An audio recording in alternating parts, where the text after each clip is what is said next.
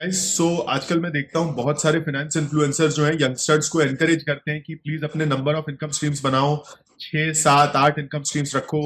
और पता नहीं कौन कौन से फैंसी इनकम स्ट्रीम्स बताते हैं कि यहाँ पे इन्वेस्ट करो और वो एक वेंडिंग मशीन ले लो, सोलर पैनल में डालो। ट्रस्ट मी, मैंने भी लाइफ में पैसा बनाया है, मैं भी उन मिलियनेयर्स में से हूँ। लेकिन मेरी एक ही इनकम स्ट्रीम है, मेरी बिजनेस इनकम। राइट, ये घर है। जैसे अब आप बोलो कि यार अमन, इससे रियल एस्टेट की अप्रिसिएशन से इनकम आएगी। भाई मेरा घर है, मैं यहाँ पे रह रहा हूँ, मैं इसको बेचने वाला तो हूँ नहीं।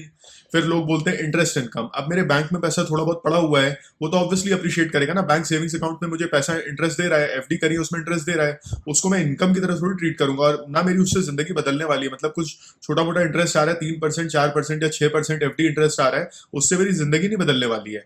मैंने जो 95 या रादर 99% जो मेरी लाइफ में अर्निंग करी है, मेरी बिजनेस इनकम से करी है।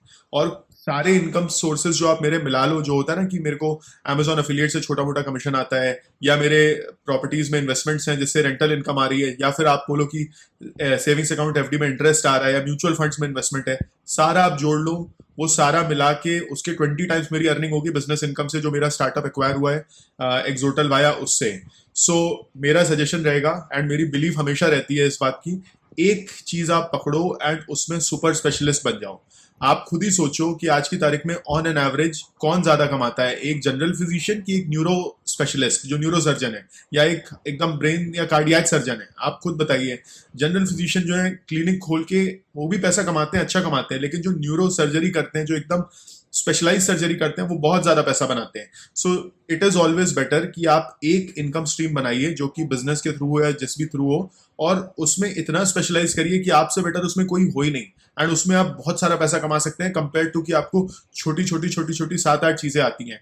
एंड आप किसी भी मिलियनर को पूछिए, मिलिए, कभी भी स्टडी करिए। मैं पवई एरिया में रहता हूँ, हीरानंदानी गार्डन्स, यहाँ पे हर आदमी मिलियनर है क्योंकि प्रॉपर्टी के रेट्स ही बहुत ज्यादा है। आप पूछिए, सब के सब जो है एक चीज करके पैसा बना के बैठे हैं।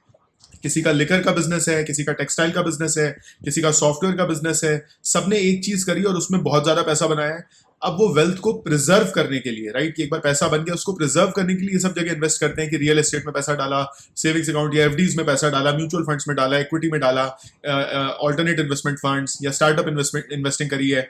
बट वो वेल्थ को प्रिजर्व करने के लिए होता है। जो मेजर कॉन्सेंट्रेशन ऑफ वेल्थ बना है वो इसलिए बना है क्योंकि उन्होंने काफी लोगों ने कुछ जॉब करी जिसमें बहुत ज्यादा वो स्पेशलाइज थे और पैसा बनाया, और बाद में बिजनेस किया जो कि बिजनेस ग्रो अप कर गया, उससे पैसा बनाए।